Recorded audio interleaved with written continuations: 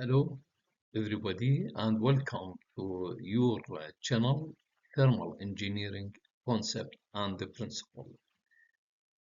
This is Professor Ali Tarrad. In this short video, I will introduce the structure of the geothermal borehole. How is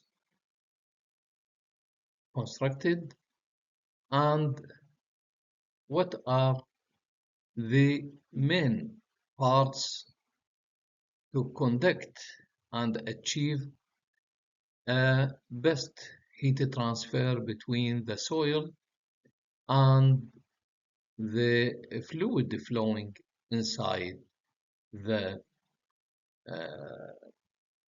YouTube. And thank you for your support. And I wish to tell you about the most important goals of this channel is to transfer knowledge free of charge for everybody, and I would like you to subscribe and share the information available in this video. Let us go directly to the description of the borehole in the geothermal heat pump. Here we have a vertical heat exchanger, which is called borehole heat exchanger, that is installed vertically inside Earth. It is composed of uh, YouTube, and the YouTube is installed inside a bore, surrounded by grout material, and this grout material should be conductive material to facilitate heat transfer and conduction between the soil, the external part as shown in this figure, and the tube itself. So in that sense, we are uh, extracting energy from the soil, which represents the earth structure, conducted to the grout, through the grout material, to the tube surface, all of that in conduction, and then by convection to the fluid which is passed inside that YouTube, and it could be water, shown in the right hand side photo.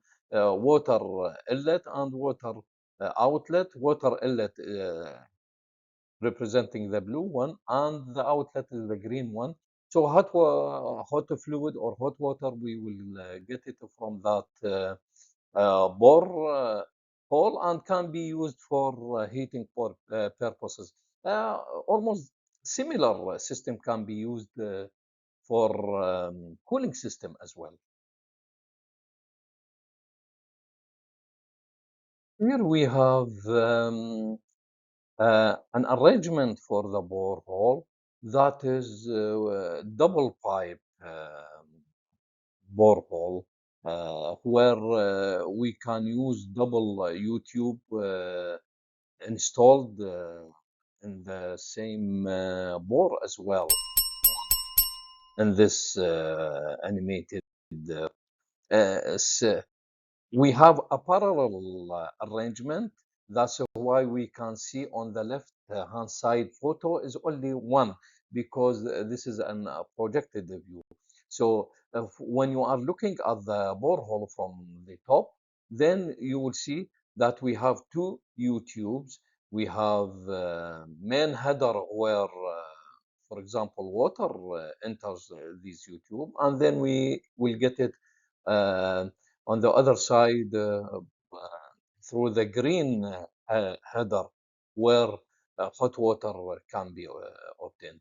And you may use multi-bore holes to extract energy. Of course, that will depend on the available land, available conditions, the load required, and so on. So sometimes these boreholes are restricted by what is available on a place to be used.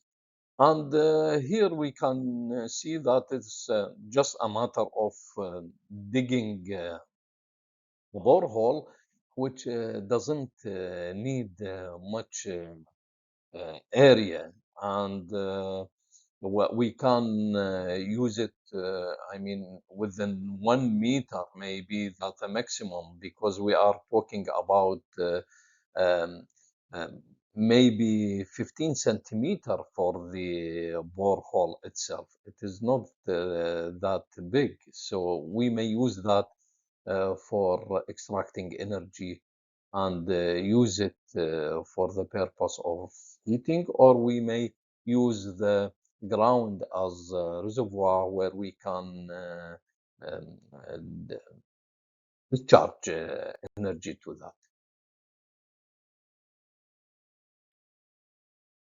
The second type of double U-tube heat exchangers, which are assigned as geothermal boreholes, is the type called parallel flow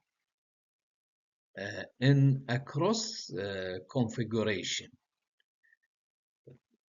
We have again the same structure as the two U-tubes, grout or filling, and then it is surrounded by the soil.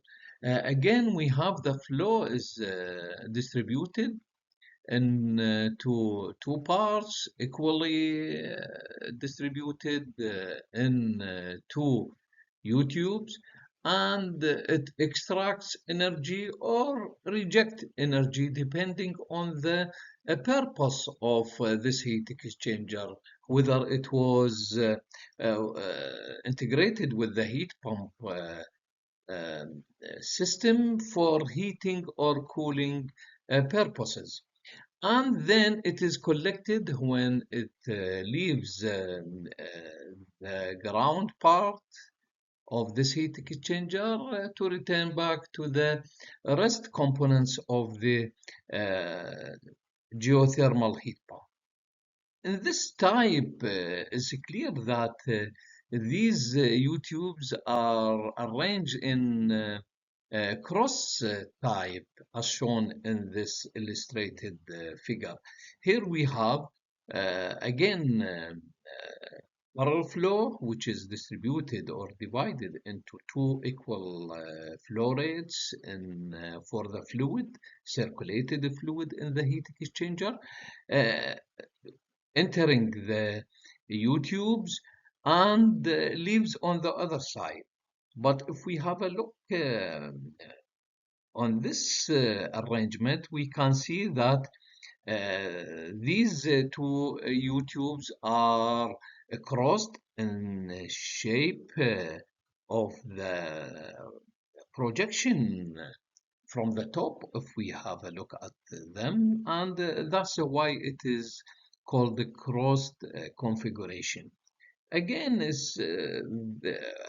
I will talk about the efficiency of this type and compare it with the other, whether they are capable to handle the same heat load, how much will be the heat can be transmitted in this heat exchanger compared to the parallel flow, parallel configuration when they have the same depth. And this will be covered in the near future during the continuation of these parts of the project. This is the second part. So we have in the double U-tube, we have either the parallel flow parallel configuration or parallel flow cross configuration.